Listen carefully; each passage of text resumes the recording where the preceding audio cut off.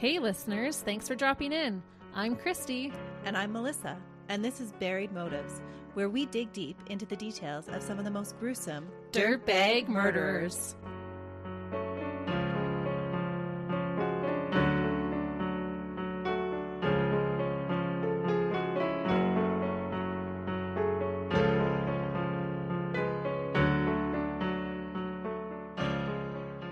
Hey listeners, Welcome back to Buried Motives. we are filled with chocolate and we're ready to go today. And I hope you are ready for some drama. I'm ready.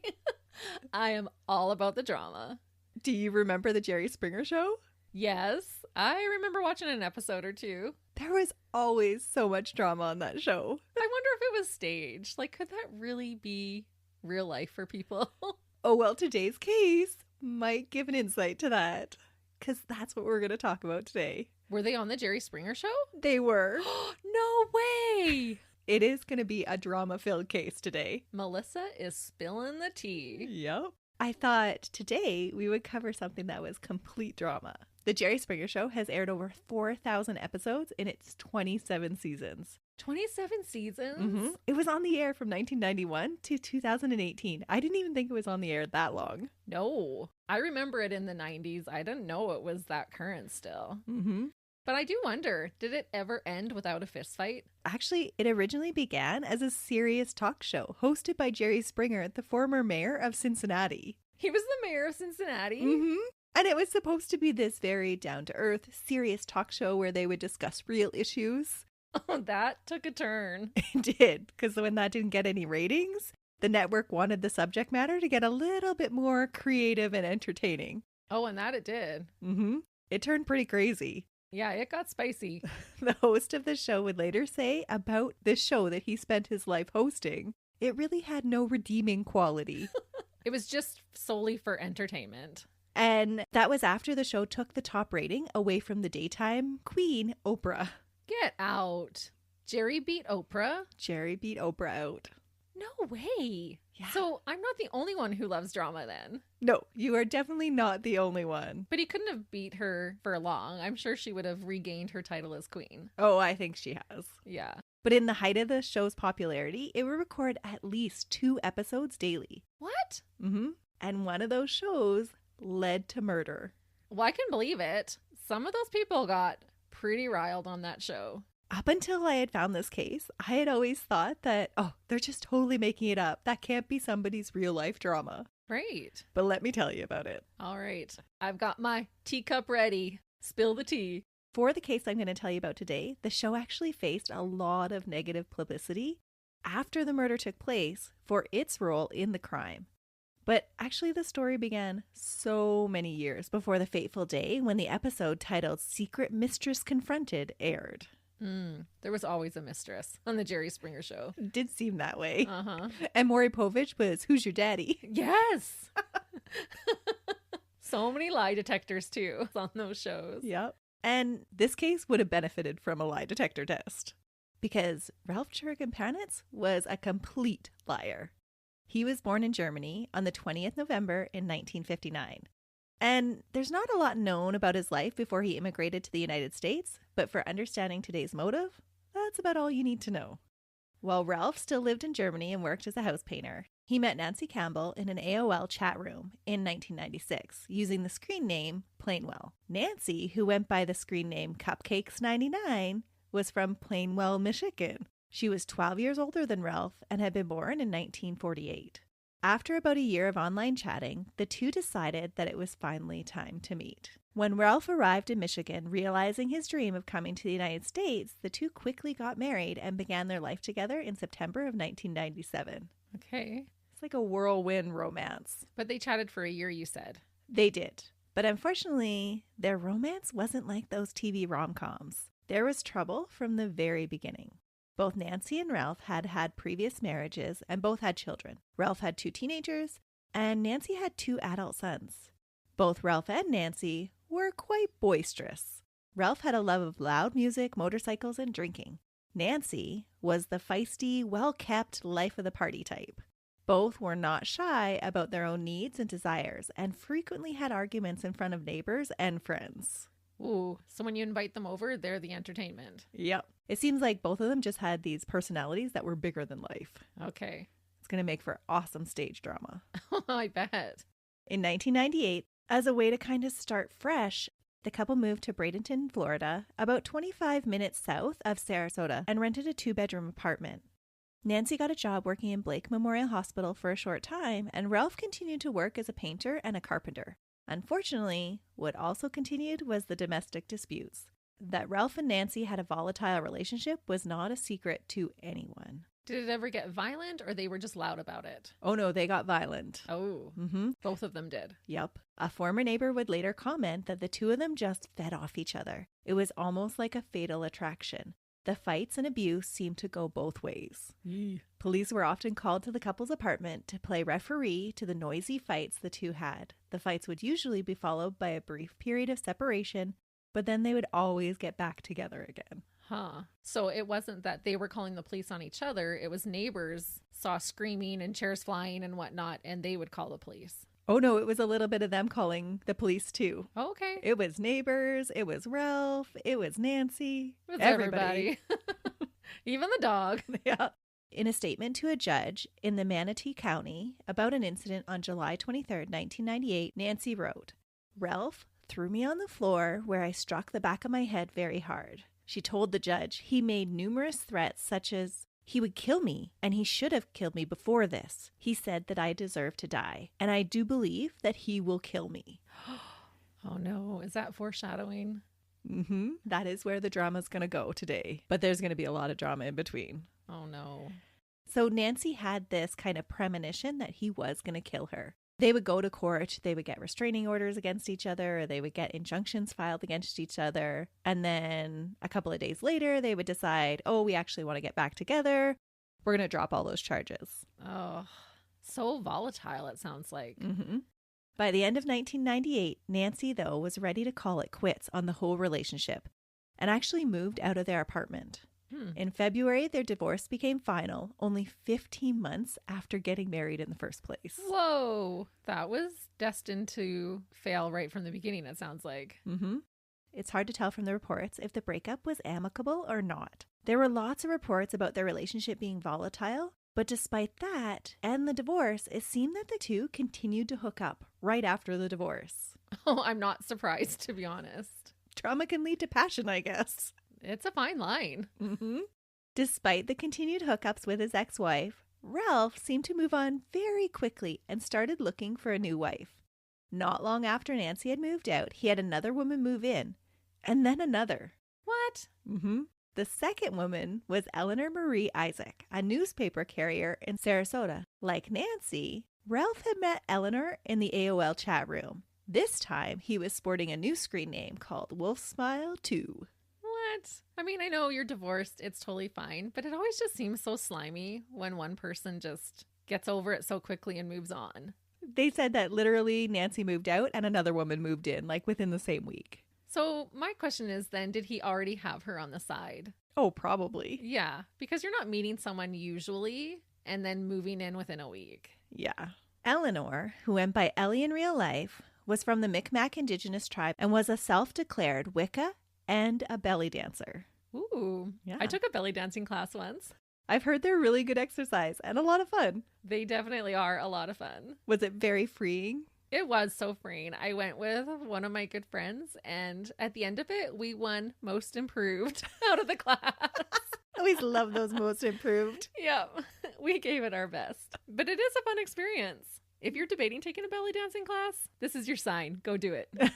I'm not sure if I'll be brave enough, but that's what Ellie did.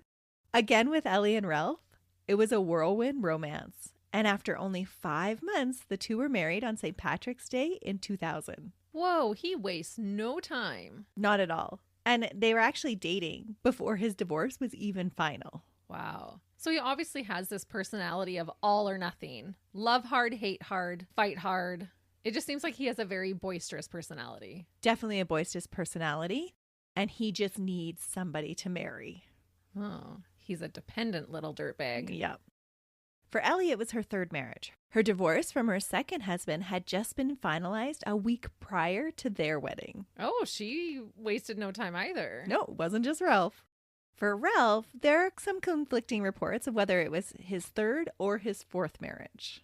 Okay. So because he had lived in Germany before, I couldn't really find out whether he had had one or if there was two marriages in Germany. Ah, that makes sense. But this was his second marriage in North America. Yep, for sure Okay. it was his second in North America. But could have actually been his third or fourth. Right. Okay, gotcha. Definitely his third, and it could have possibly been his fourth. Okay. Yeah. Which just means he was desperate for love. That's right. And just because Ralph had a new love interest, it didn't mean that he and Nancy had stopped seeing each other either. Ooh. What is it about this guy if she just keeps coming back? She does. She keeps coming back. And he's able to get the ladies so quickly? Is he a looker? He's not handsome. Okay, I gotta see a picture. Hang on, guys. And remember, this is in the early 2000s.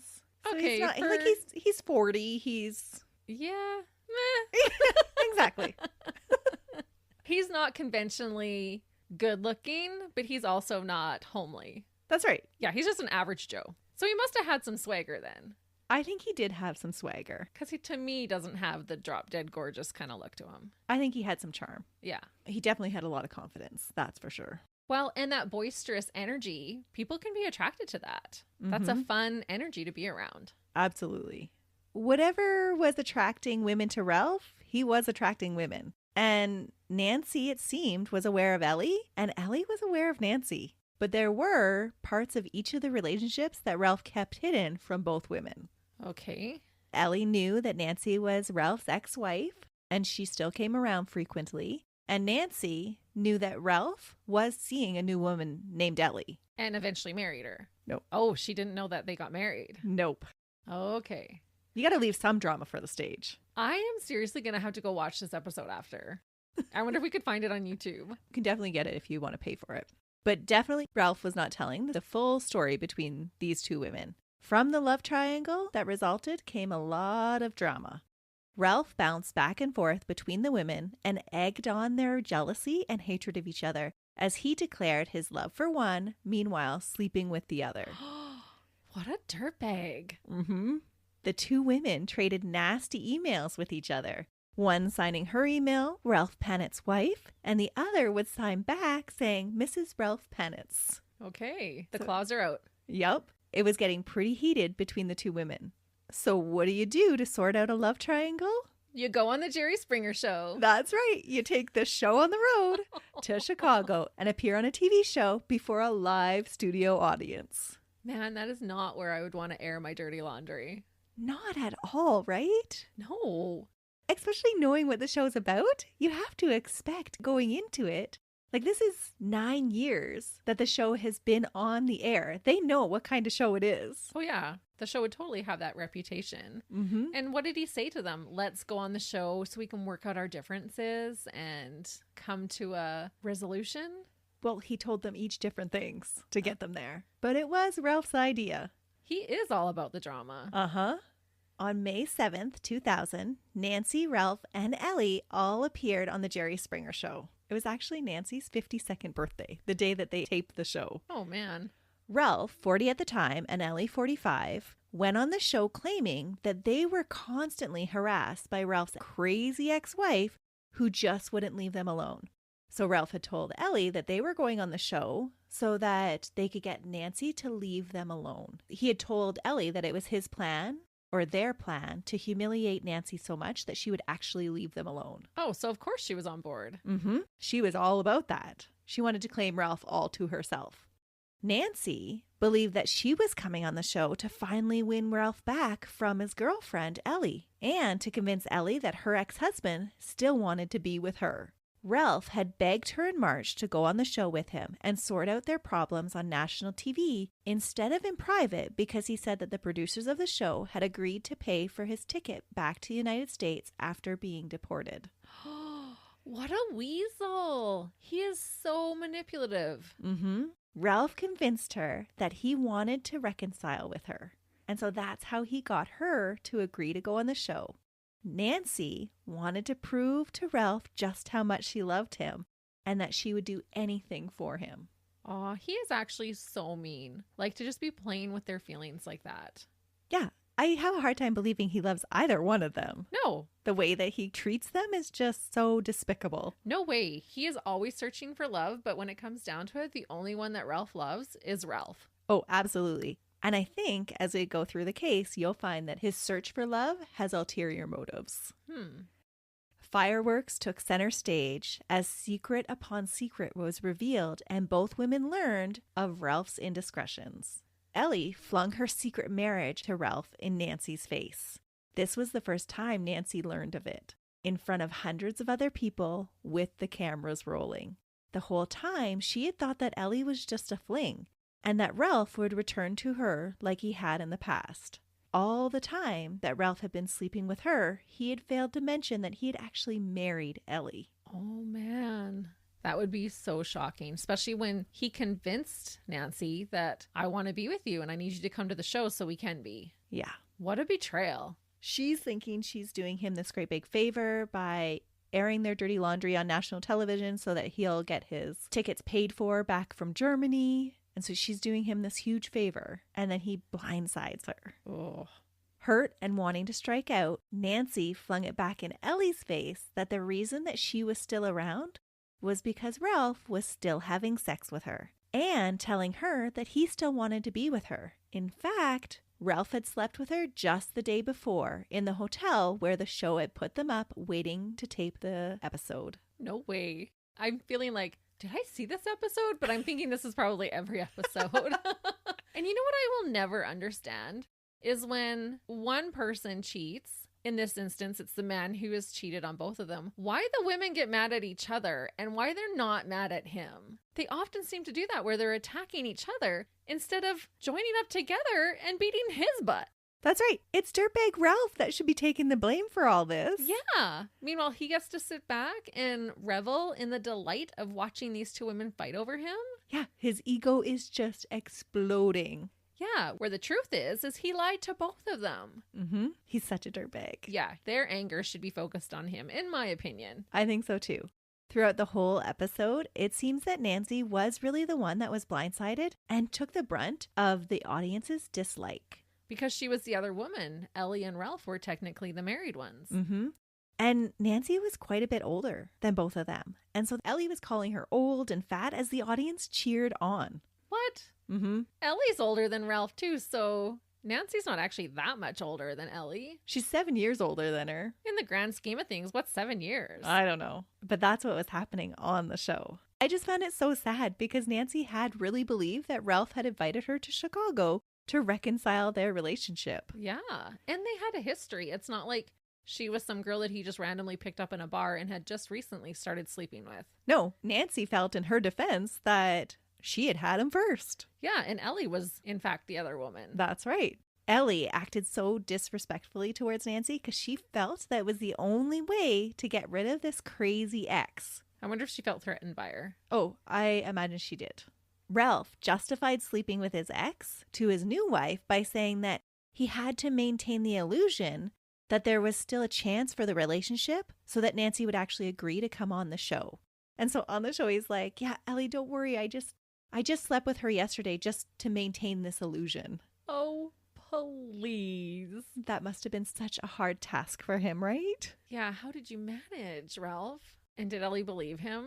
Ellie 100% believed him. What? Yes, he totally convinced her that the whole reason he had slept with Nancy was so that he could prove to Nancy on the show the very next day that he didn't love her anymore and they could humiliate her and get her to pack her bags and leave them alone. And the slap in the face would sting just a little bit extra.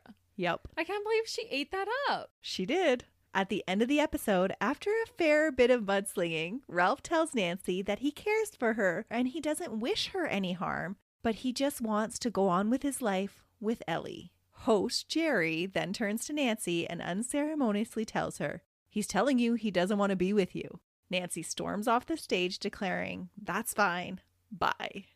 Whoa. It's a classic Jerry Springer episode. I can picture this whole thing in my mind. Wow. All of the drama made for good TV ratings, if nothing else. It's just so sad that we know this is going to take a dark turn. Right. And if the story had ended there, you would think, oh, they just totally made that all up. Yeah. They were just playing it up for the cameras. But how terrible to be so humiliated on national television. Mm-hmm. And after all that, I think most people would recognize Ralph's true dirtbag colors. Oh, for sure. Nancy even pointed out Ralph's game herself during the recordings, saying that he plays, quote, games with all of his women. He takes all of the money he can from each woman, and then he moves on to the next woman. So it's not like she didn't know what was going on. Oh, that's really sad. Unfortunately, Ralph's two-timing game just continues after the show's recording, and the drama just continues. Nancy doesn't take him back after that, does she? They continue to have an affair? They still maintain a relationship. What? Mm-hmm. After a brief period, because they have to allow Ellie and Ralph to have time for a honeymoon. Oh, my Lanta. Remember that Ralph and Ellie had only been married for 2 months before the taping. If he is cheating on you and you're just newlyweds, you need to run. Uh-huh. Their honeymoon phase didn't last long. In June, barely a month after the taping, Ellie and Ralph separated, and Ellie sought a court injunction against Ralph alleging domestic violence. Aw. True to form, though, for this tumultuous relationship, the two reconciled the very next day after she had sought the injunction. Okay, is Ralph into voodoo magic? Like, does he actually put a spell on these women? I don't know how he's getting away with this. And they don't seem like the kind of women that would fall for this. Yeah, there's something that he's got that has a hold on them. Mm-hmm. That's interesting because it just seems scripted. How can this be true? Right. You can't make this stuff up. Well, and it's not even that it's, like I know like for him and Nancy, it wasn't just one-sided. Because we have seen in abusive relationships where women have a hard time leaving and will continue to go back to that situation. And we're not trying to cast any judgment on these women, but he had met his match with these women. And so it just seems harder to understand why they kept going back to him. Yeah, it didn't seem like they were women that could be easily pushed over. She was herself quite boisterous and confident and could hold her own. And the same is true of Ellie. Yeah, they fought back. They didn't just take it. But they also seem to have this kind of dependence on him. Interesting. Yeah. So right after they had broken up, Ellie drops the injunction and they get back together. The fight that had brought on the separation was over Ellie not being willing to sign papers that Ralph felt he needed to stay in the United States. Ralph was not a fan of the idea of having to return again to Germany and had become a little neurotic about his passport.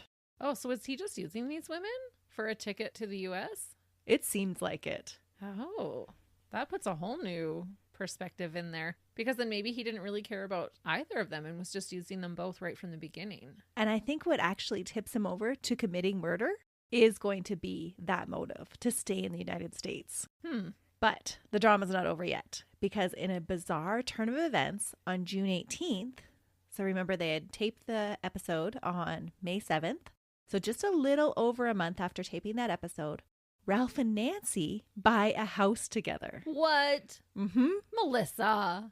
So Ellie is out of the picture just for a short amount of time. Yeah, a couple days. Yep. And somehow Ralph gets Nancy to buy a house with him. There are some discrepancies of what the actual arrangement was. Even in court documents, the judge had difficulty sorting it all out.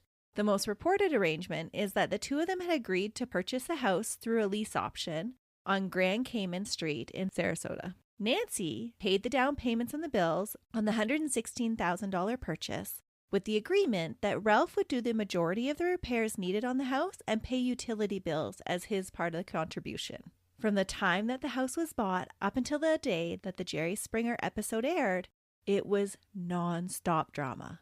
Ralph was up to his old games. Even after the secrets had been revealed and all of the humiliation in front of the audience had been endured, both women still wanted dirtbag Ralph. Ralph, establishing his castle at the Grand Cayman Street home, started to move people in. First was his nephew Marcus Panitz, and next was... Can you guess who? Another girlfriend. Not just any girlfriend. Ellie? Yup. No. Ralph moved Ellie into the house that Nancy paid for. What? The audacity. This guy. He invites his current wife to come and live with his ex-wife in a house that he has now bought with his ex-wife. Oh my gosh. My mind is blown here. He has got some nerve. Uh-huh. In what can only be labeled as Jerry Springer level drama, the trio lived and fought all under the same roof, albeit for a very short time. I cannot even believe that Nancy would let Ellie live there. I'd be kicking them both out on the curb. Ralph made the argument that it was his house too.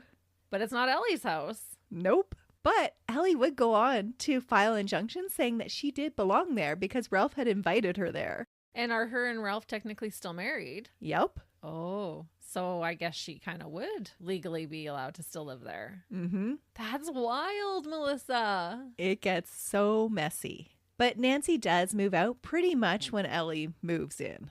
So now Ralph and Ellie are living in the house that she put the down payment and pays for? Uh-huh. Oh my gosh. And while all three of them are living in this house, police are called several times with each corner of the love triangle making claims of abuse.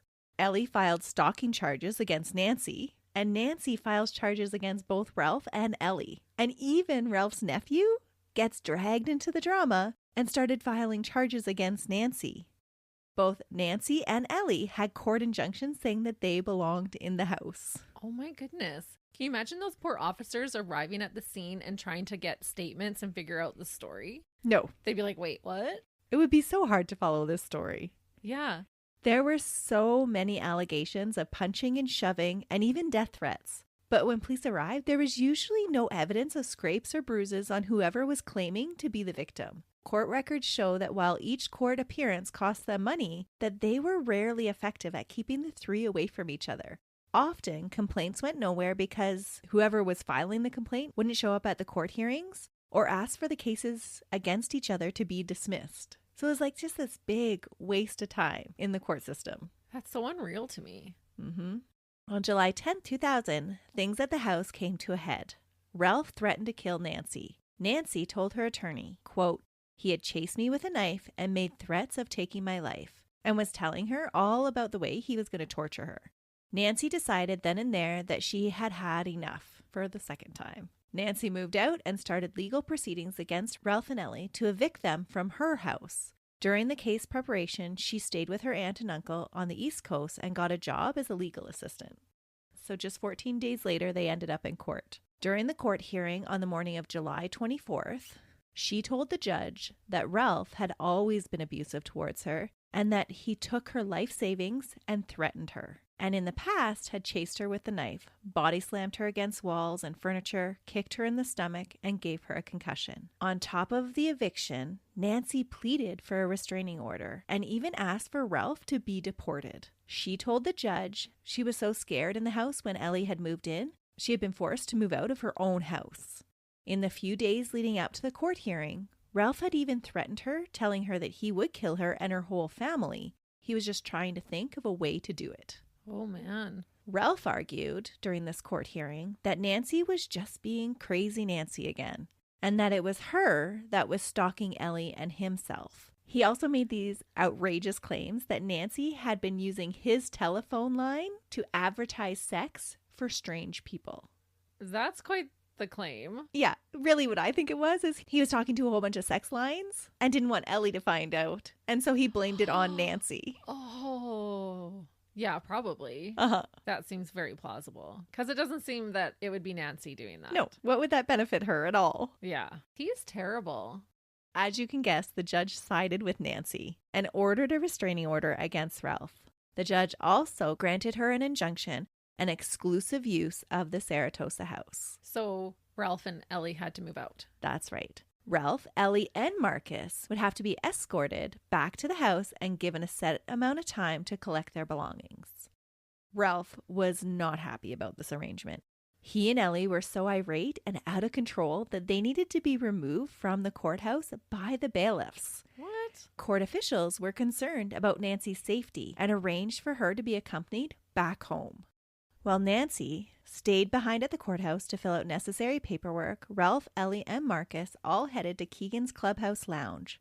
Around 3 p.m. that day, at that lounge, they watched the Jerry Springer episode that they had recorded in May. No way. Right after the court proceedings. Yep. They go to a bar and they're watching Jerry Springer, the episode of theirs. They're watching themselves on TV. Oh. As they watched the episode, drinking beer and rye and cokes, Ralph got more and more enraged. By the time the episode was over, Ralph was furious, ranting and raving about being kicked out of his own house. And now his rage is alcohol fueled. He persuaded Marcus and Ellie that they should go back to the house, even though he wasn't allowed to be within 500 feet of it because of the restraining order. So he convinces the two of them, like, we don't need to wait for any cop to tell us that we can get our own things. While at the house, Ellie and Marcus used the time to collect their personal items, but not Ralph. He just walked into the master bedroom and declared loudly, "This is my house," and then sprawled out on the bed. It wasn't long before Nancy arrived at the house with the Sarasota County Sheriff's deputies at 5:30. Ralph, scared of getting caught, jumped out the bedroom window and escaped on foot, leaving Ellie and Marcus to be escorted off the property. Because they weren't supposed to be there. Yeah. What a little turd. Marcus and Ellie left in her car and began to look for Ralph. When circling the block didn't work, the two split up to create a wider search area. After a while, Marcus was losing interest in the search and returned to a 7-Eleven to call his girlfriend. Marcus was described by some as being one fry short of a Happy Meal.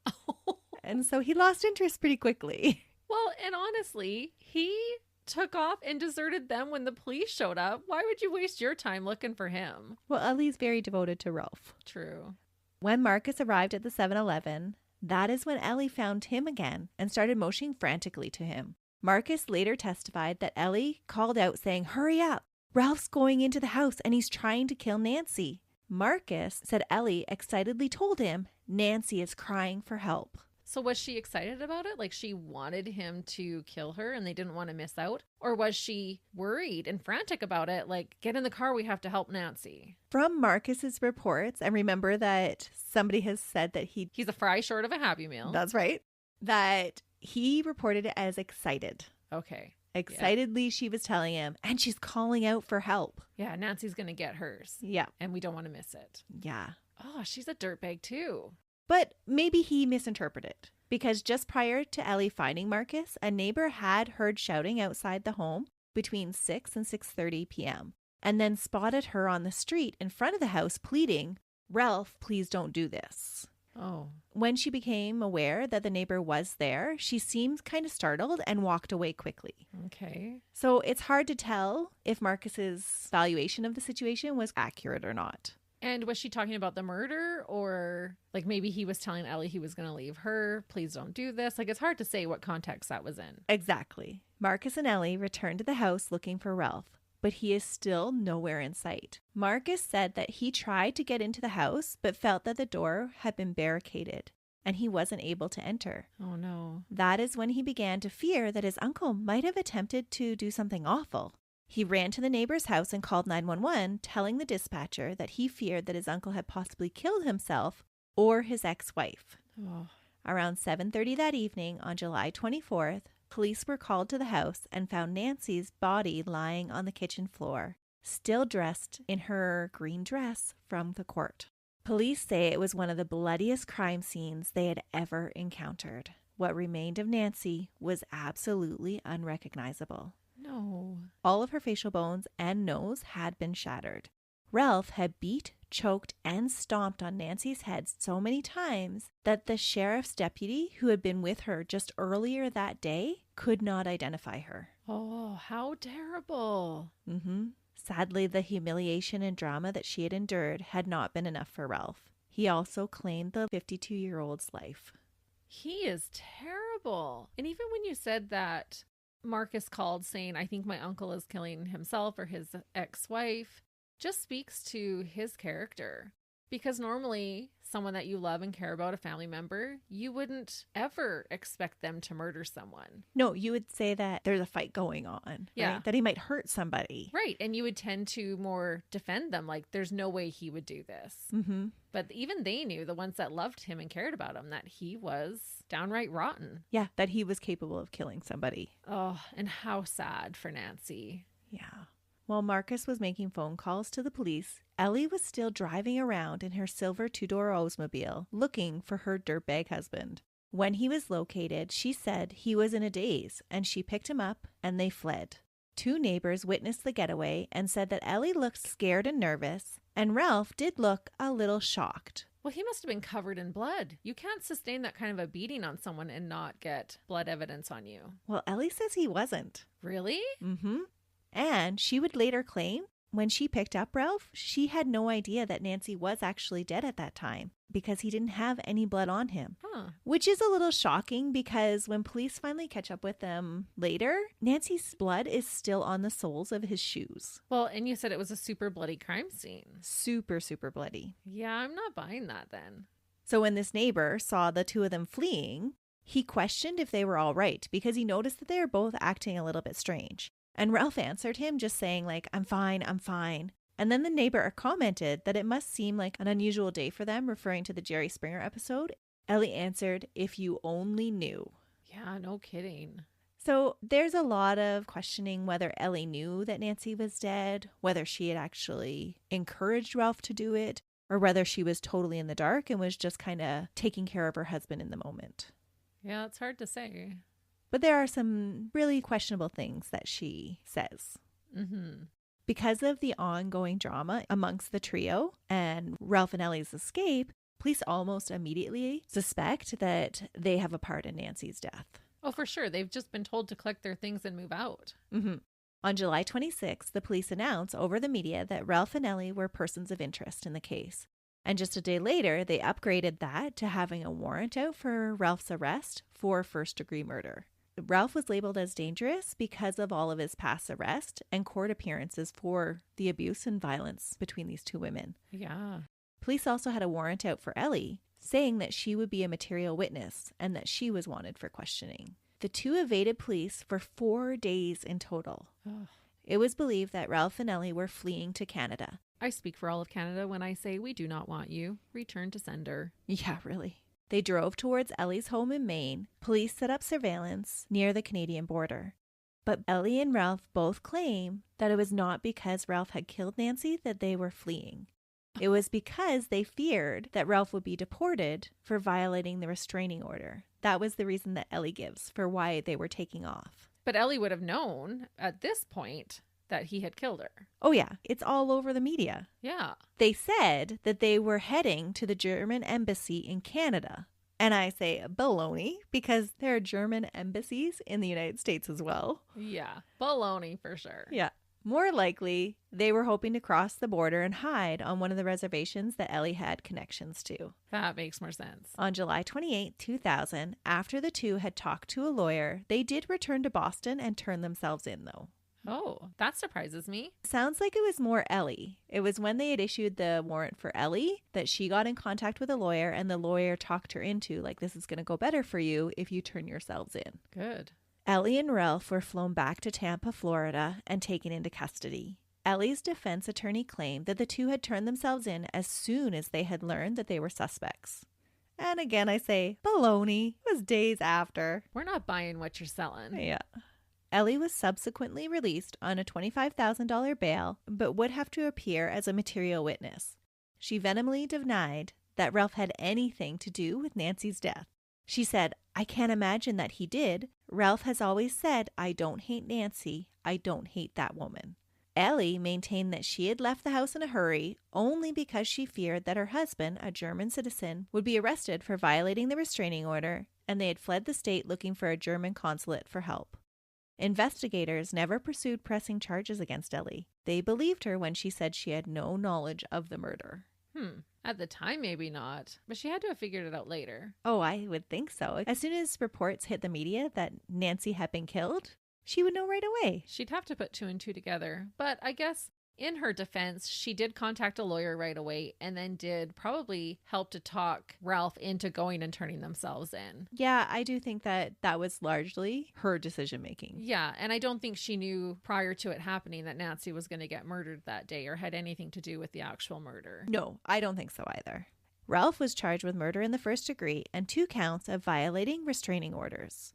Jerry Springer made the comment about the investigation, downplaying any connection with the show and the murder that had occurred. He said, quote, "They happen to be guests on the show. The show is television. This is life and death. Someone got murdered, and I want to respect that and let the police do their work." Why even make a statement? Like, that just looks worse on you, trying to wash your hands of it and like, oh yeah, we had them on here and added fuel to this huge dumpster fire of relationships. But it's not our fault. We can't blame us. They just do what they're going to do. Yeah, we just wanted to record the action. Yeah, sometimes not saying anything is the better way to go. Yeah. The show's creator, though, didn't follow your policy. Former executive producer Bert Turbo acknowledged that the program thrived on presenting intense situations, saying, quote, "You need emotion, you need passion, because without them, nobody would watch." But he does insist that nobody on their show is looking for a guest who is psychologically unstable. Again, I think probably they should have just said nothing at all, right? Yeah.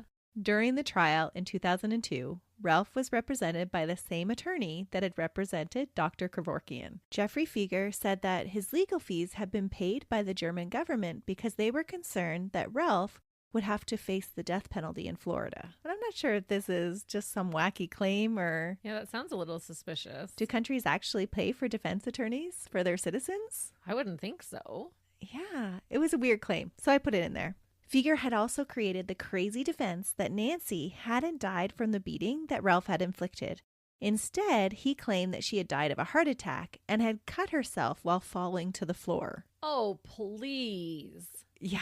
You don't break every bone in your face from falling on the floor after a heart attack. No, not at all. And the amount of blood that was at this crime scene was crazy amounts. And it would have been all over. He wouldn't have beat her just in one single spot. No. That's infuriating. Mm-hmm. That he just kind of tries to make up this other story.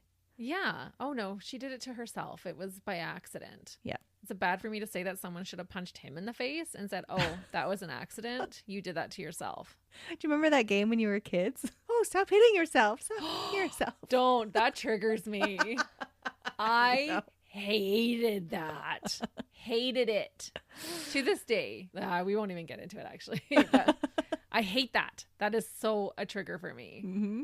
And this is, I think, the equivalent of the lawyer saying that. Yeah. Yeah. What a jerk, honestly. Yep. Like, I get that you're trying to defend your client, but come on. Yeah.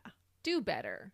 Well, this idea didn't fly. Ralph's attorney had to try a new angle. He tried to introduce reasonable doubt by saying that Marcus, Ralph's nephew, had had just as much motive to kill his uncle's ex-wife as Ralph did. After all, he had also filed a restraining order against Nancy, indicating that he did feel that she was a threat. Yeah, but if you file a restraining order, you're not going to purposely go back to that place, break in, and kill her. What a bunch of hogwash. It just seems like he was trying to create his own little show of drama. Just admit that you have no defense. Like, you're just creating lies now. Right. Thankfully, the prosecution's case was a little bit more put together with evidence than the dramatic claims of the defense. And maybe they actually had law degrees, unlike Ralph's lawyer. He was a pretty high-profile lawyer. Come on. The prosecution showed that Nancy's DNA had been found on Ralph's Lower East Side sneakers. The tread on the sneakers also matched the 18 bloody footprints at the crime scene. The footprint impressions had been found around and on Nancy's face. Oh, that's so sad. Mm-hmm.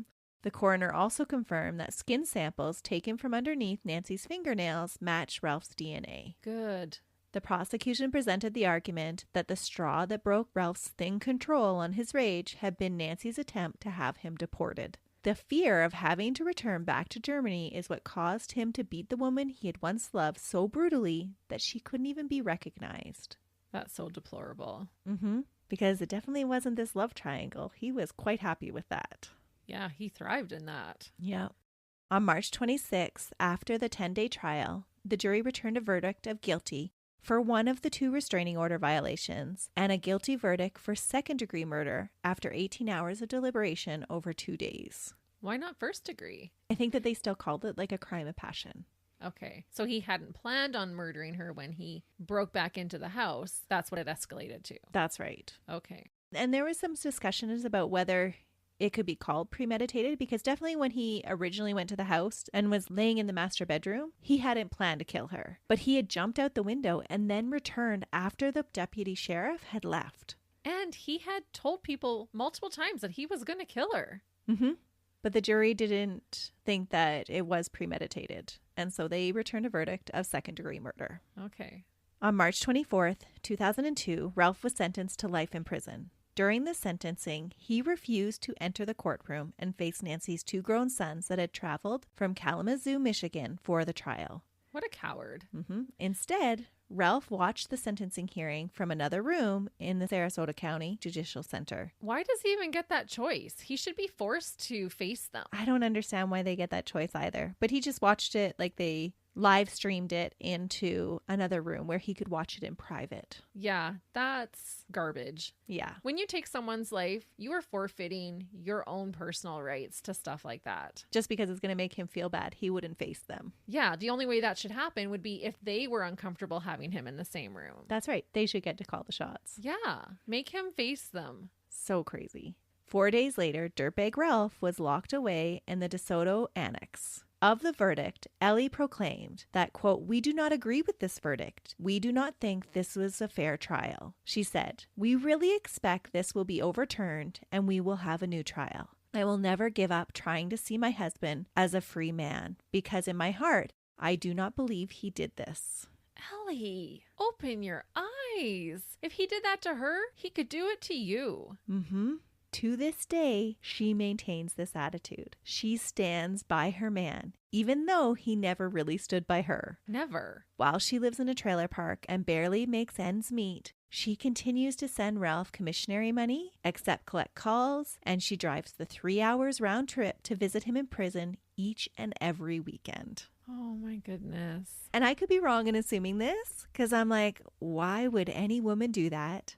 Yeah. But I think it's for the attention that she gets. You do? Yes, because since his conviction, Ralph and Ellie have remained together and they have appealed the ruling again and again, but to date they've been unsuccessful. To help their case, though, get back in the media, the two appeared on a documentary called Prison Wives. Oh. On the show, they complain about the unfair trial and the conditions that Ralph has been forced to live in. He complains that the prison is nothing short of torture and that it is so hot that he is unable to sleep. Boo-hoo. This type of thing just gets under my skin. You brutally beat a woman to death to the point that she was physically unrecognizable. And you're complaining that the AC's not turned on? Exactly.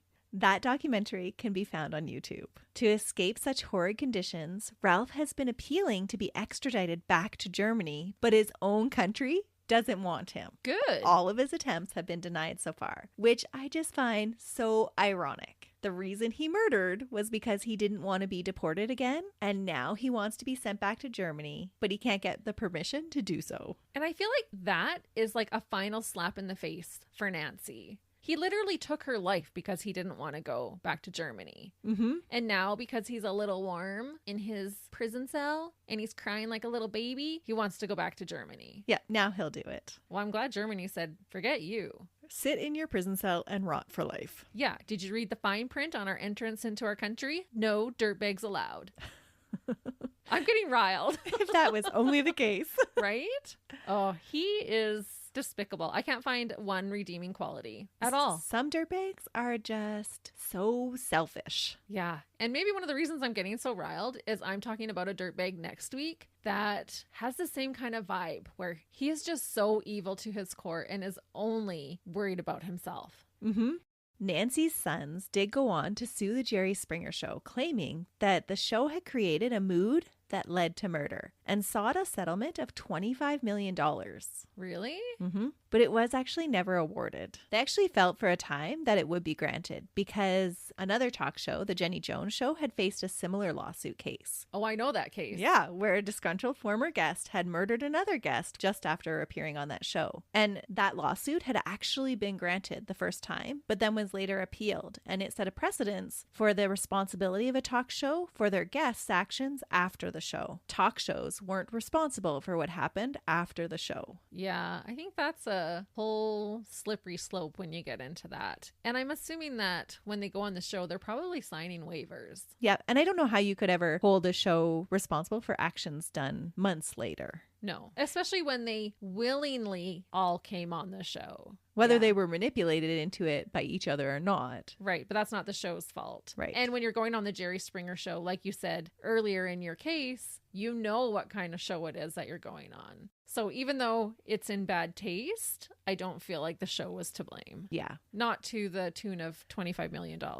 And the courts back that up in the appeal for the Jenny Jones show. And so when Nancy's sons learned of the Jenny Jones's appeal case and that their case had been dropped, they just decided to drop their case. They weren't going to go through the courts anymore. Okay. And that is the drama-filled case of the two-timing, rage-filled dirtbag, Ralf Panitz, that killed to stay in the country that he now wants out of. Wow. So do you think that was his motive? Yeah, I think so. I think he sounds like the type of person who just lived in that moment. I don't think he gave a lot of forethought or reflectiveness about his situation and what was going on. It was what he wanted here and now. Yeah, and I think that kind of attitude is reflected in his relationships with the women he had. He didn't care about their emotions or what they thought of him after. He was just after what he wanted in the moment. Yeah, he had no regard for anyone but himself. Mm-hmm. He just used people to his own means. Agreed. And it sounds like you have another dirtbag with kind of similar motives lined up for us next week, Christy. His case is definitely different than this one, but you can see those selfish tendencies and just impulsive, rageful acts come out in his actions. Well, we hope, listeners, you join us again next week for that episode. You'll need to buckle up for it. Until then, see ya. Bye.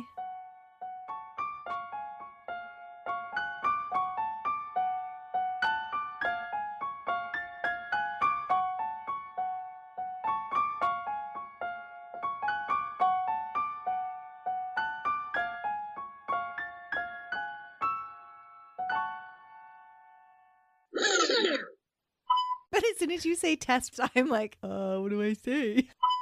Am I the drama? Yes, Christy. Yes, you are. No. Originally, it did begin. Began. Began. I just told you your two options, lady. In Germanary. I think you had a hard time saying Germany in another case. Germanary. Recognize Roof's true dirtbag colors. Roofs.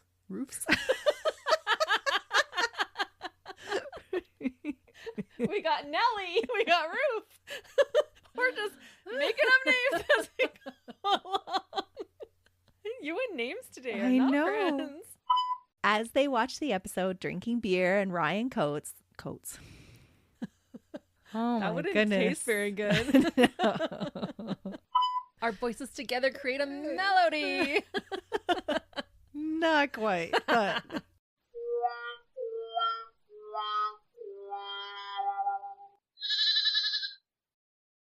Another Sound Off Media Company podcast.